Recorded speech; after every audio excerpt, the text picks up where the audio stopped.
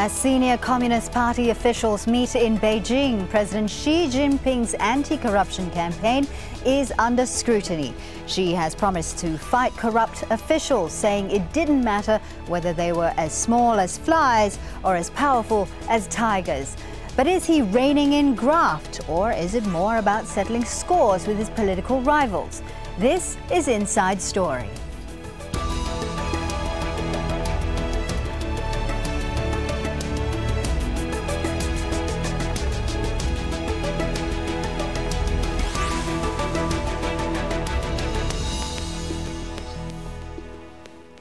Hello and welcome to the program. I'm Fauzia Ibrahim. China is often described as one of the most unequal societies in the world, and many Chinese consider the ruling Communist Party nothing more than a tool used to enrich its own officials. Well, when China's President Xi Jinping came to power last year, he took aim at his country's culture of corruption.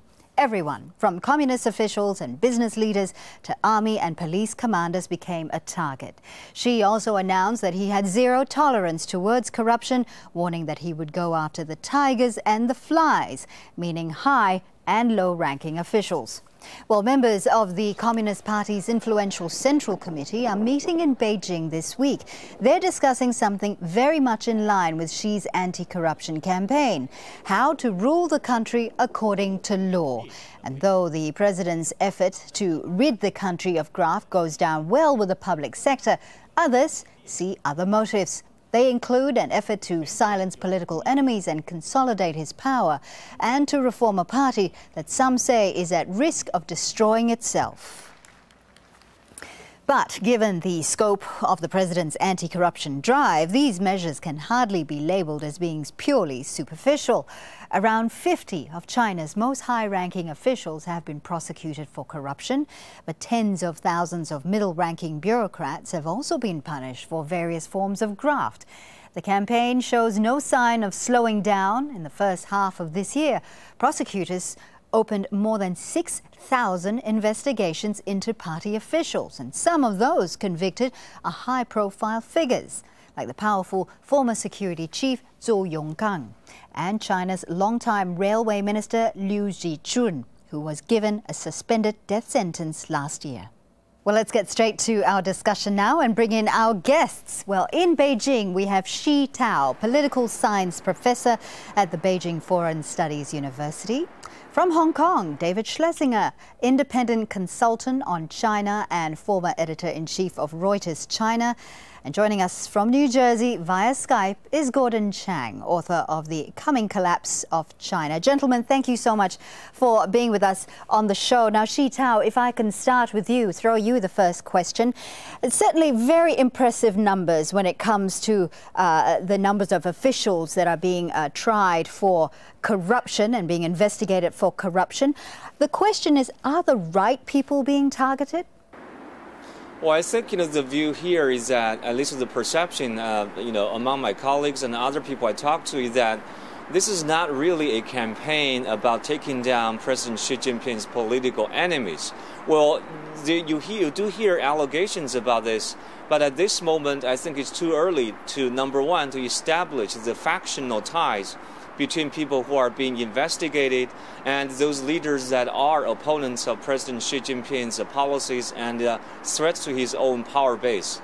And second, you look at the wide range of officials, who come from different backgrounds. I think it's very hard at this moment to make a case that President Xi Jinping is using this campaign to target his own political enemies. Gordon Chang, if I can bring you in a recent Forbes article, you said that this was actually a political purge.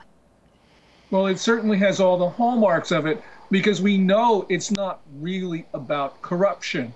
If it were about corruption, the Communist Party would not be prosecuting anti-corruption campaigners. And we all know what you have to do if you want to eliminate corruption or reduce it.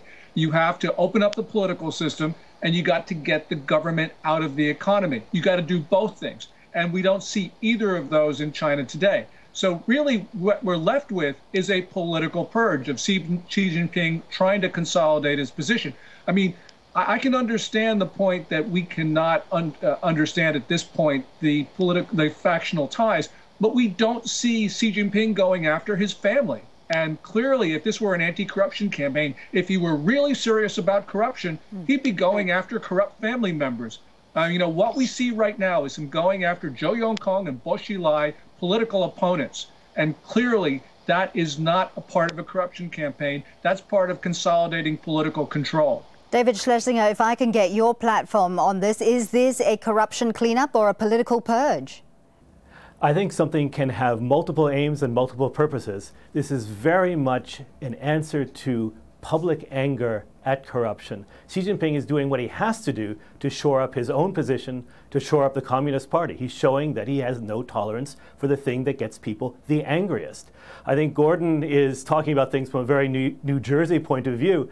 China is not going to get out of the economy this year. The Communist Party is not going to walk away from its family members this year. But what it can do this year is it can make a very strong statement that it has no tolerance for the thing that gets the people the angriest, that undermines the party's authority the most. And yes, by doing it this way, he's sending a real message of fear to everyone in the country that they have to support him, or maybe they may be next on the list. So there's certainly a political angle to this.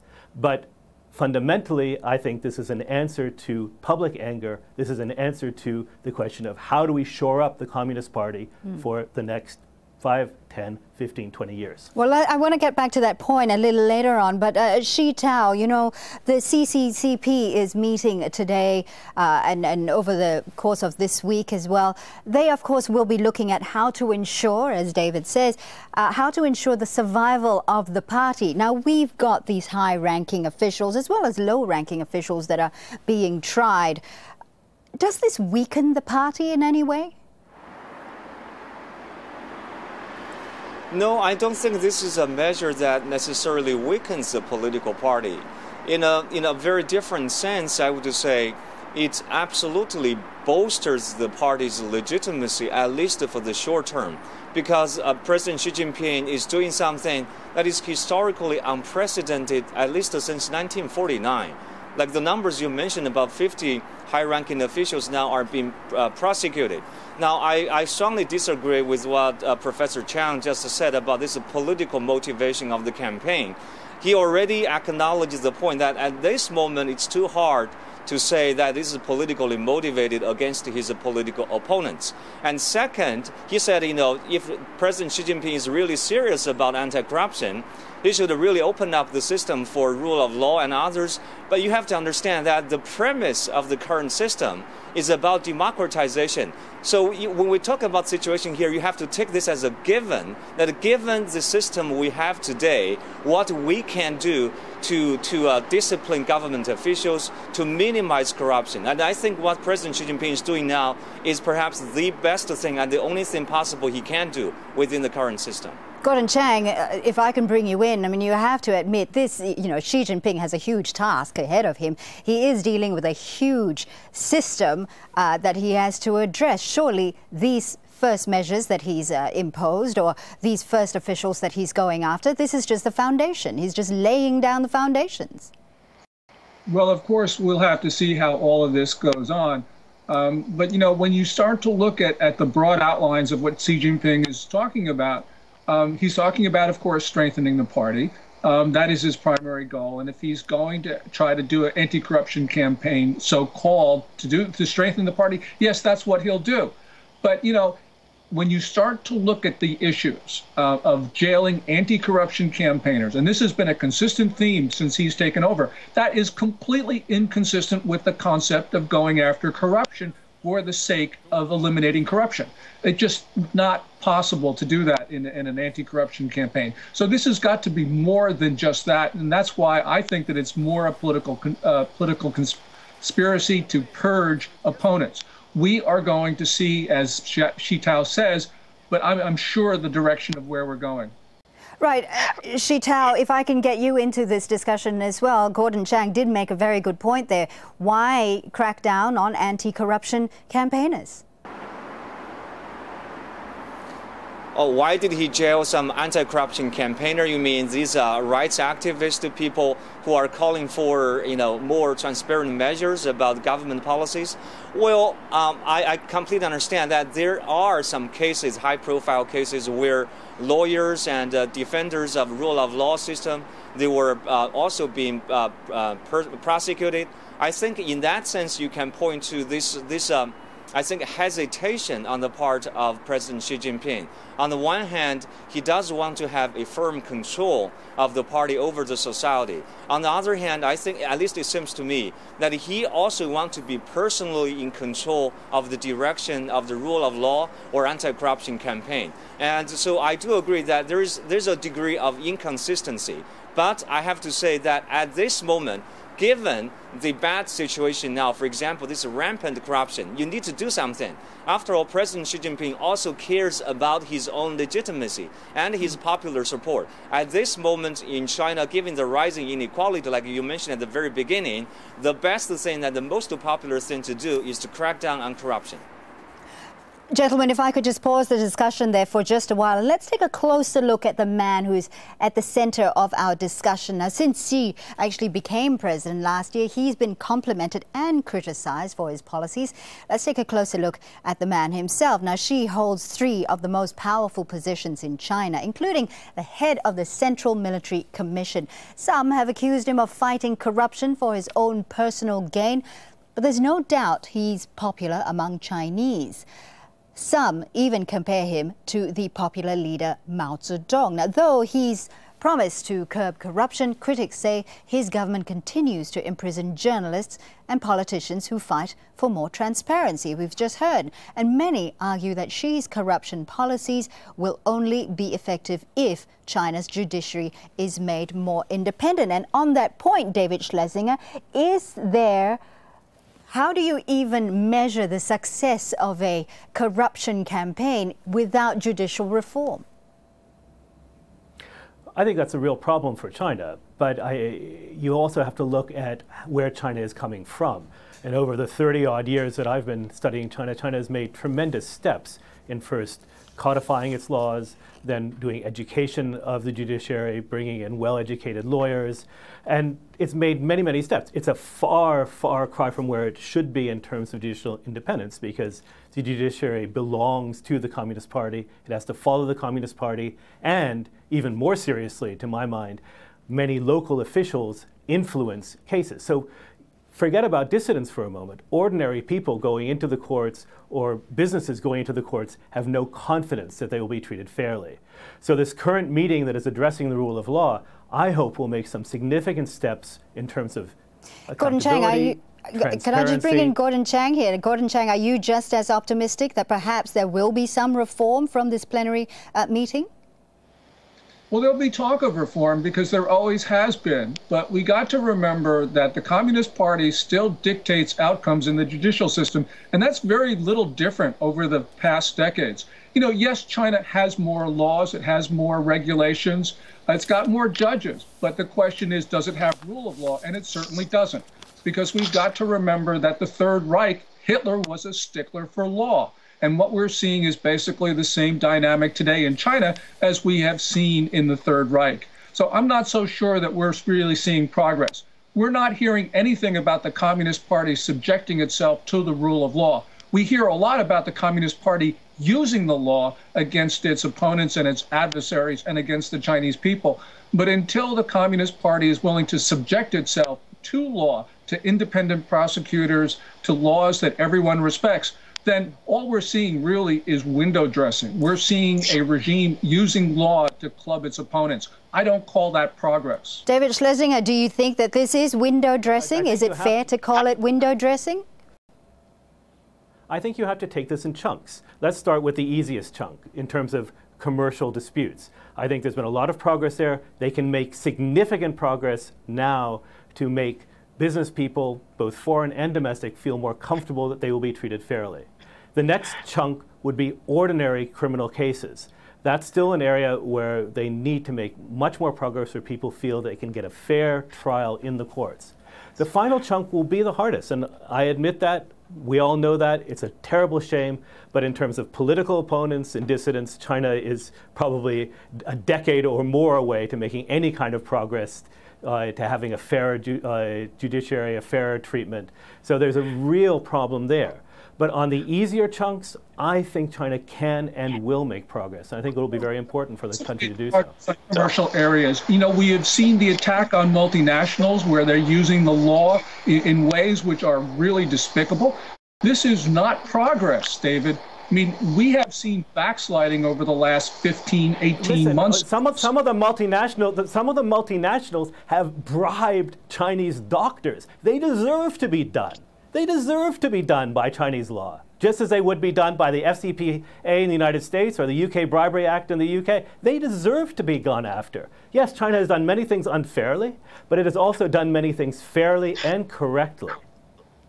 Xi Tao, if I can bring you into this discussion, where do you sit in terms of judicial reform? I mean, if you think about the corruption campaign, and going back to the corruption campaign again, there really isn't an independent judiciary here who's actually trialing these cases.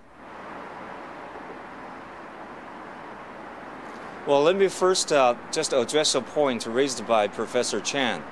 He mentioned this Third Reich of Germany, and I would say to compare China today with the Third Reich is not something that any sensible observer of China would make. And I really feel sorry about this statement coming from somebody who is supposed to be one of the leading observers of China. Now, who is going to say that China today is like, Third Reich? The fact that I am standing here and talking to you guys through satellite TV, that shows that we are not living in the Third Reich. By the way, I have to make it clear, I'm not a strong defender of the Chinese government. I often speak very vocally and critically against the Chinese government. That's my first point. Second, about this, the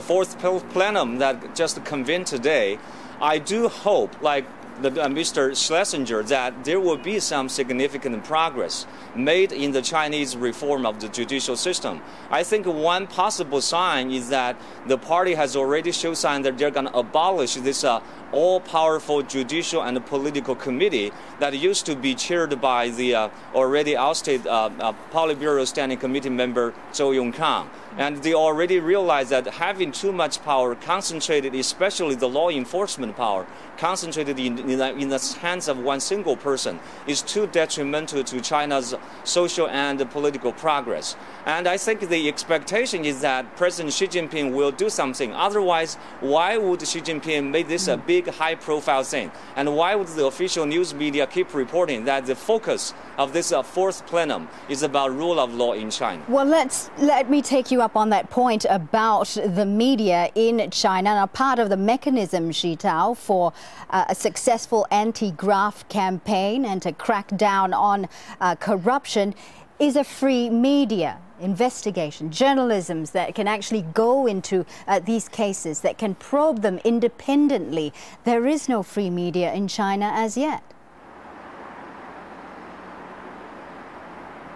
No, I have to confess on this point, to make a concession on this point, that there is no absolutely free media in China today. From time to time, you do see some journalists being jailed and thrown into prison for some exposure of bad or misconduct by government officials. But again, we have to know that, we need to compare China with which country? The United States of America or the UK? And so I think we need to put China in a proper comparative context before we make any absolute claim about the progress that China has or has not made in the past. Gordon Chang, if I can bring you in here. Now, you're definitely very pessimistic about this corruption campaign and on the whole, the direction that China is taking at the moment. One thing that has come out of Xi Jinping's policies when it comes to trying to crack down against corruption is the fact that he's imposed austerity measures. He's eliminated many of the lavish perks that China's ruling elites have enjoyed. This is heading towards trying to balance out, shall we say, the distribution of wealth, particularly amongst the low-ranking officials and the general public. Well, I think that certainly the austerity campaign is a step forward because there certainly were abuses on the part of civilian and military officials. So no one's going to complain about that. But I don't think that really has very much to do with distribution of wealth, which has a lot of structural factors that are involved here. You know, when you look at what's going on, you have a leader who most people believe is strong. And essentially, he's a guy who apparently likes Mao Zedong, spouts Mao Zedong's statements, and says that the party needs to look to him for its very survival. You know, in that type of atmosphere, you are not going to have the liberalization that people, not only people outside of China, but also people inside China, particularly people inside China, want to see. So this is why I think the project is moving in all the wrong directions. You know, just because you have law doesn't mean you have rule of law. And that's the one thing that is going to be absent in all of this, because the party is using law to club its opponents. And that, at the end of the day, is really a step in the wrong direction. We have seen this on the part of so many regimes, including the Third Reich, including the Soviet Union. We're seeing it now in China today. David Schlesinger, you know, the results of the corruption campaign, as you say, is very popular amongst the general public. Many people want to see these high-ranking officials be brought to justice. But is it enough to appease a country that's struggling with social injustice, struggling with a large income gap, and struggling with the lack of individual rights?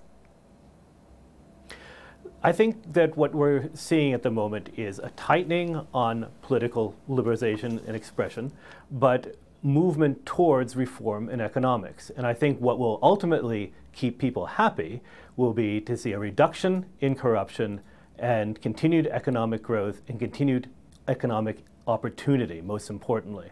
Those are the things that people, ordinary people, actually want. And I think Xi Jinping is moving towards helping those issues. Whether he succeeds or not, I don't know. But I think he's identified the right buttons to push. They may not be the right buttons for someone with a Western upbringing. They may not be the right buttons to push for someone who believes in freedom of expression, as I do. But I think they are the right buttons to push for China in 2014. Gordon Chang, do you think these are the right buttons that Xi Jinping is pressing? Yes, it is certainly, you know, everyone wants to see economic growth and economic reform. But since the third plenum of last November, we have seen very little in the way of the implementation of the third plenum agenda. We've seen very little of the implementation of what was talked about at the National People's Congress meeting this March. You know, unfortunately, we have also seen China go backwards on a number of reform issues, including the excessive use of state stimulus, also increase of subsidies for state enterprises, the increase of political power of state enterprises and using that to close off market opportunities for domestic private entrepreneurs and foreign companies. And we've seen this prolonged attack on foreign companies, which has, I think, clearly shown that China's going back on reform. And when you look at on balance, this is not a good story. This is not what the Chinese people want. They want a more open system, and Xi Jinping is moving in the other direction. Right. Shi Tao, if I can bring you in, unfortunately we're running out of time, but if you could just explain to us, in your opinion, do you, as we head into the fourth plenum, do you think that China is moving backwards or forwards? Well, on the economic front, I think China is actually moving forward. Even though in a very slow pace. But on the political front, or especially on the ideological front, as somebody who teaches in a Chinese college, and I think there are more restrictions on intellectual freedom. That's probably true. So, but I would say that President Xi Jinping at this moment, his primary focus is about anti-corruption. Anything that serves his purpose of anti-corruption will be his priority. And so maybe after he consolidates this campaign, or he continues to do this, he will relax a little bit on the ideological and the political front. Of course, that's my hope after the fourth plenum. All right, Shi Tao, thank you very much for speaking to us. Unfortunately, we're going to have to leave the discussion right there. Thank you so very much for joining us on the show. I'd like to thank my guests, Shi Tao, David Schlesinger, and Gordon Chang. And do feel free to add your voice to this discussion. You can always leave your comments at facebook.com/AJ Inside Story. And we're also on Twitter. Look for us at AJ Inside Story. I'm Fauzia Ibrahim. Thanks for watching. Bye for now.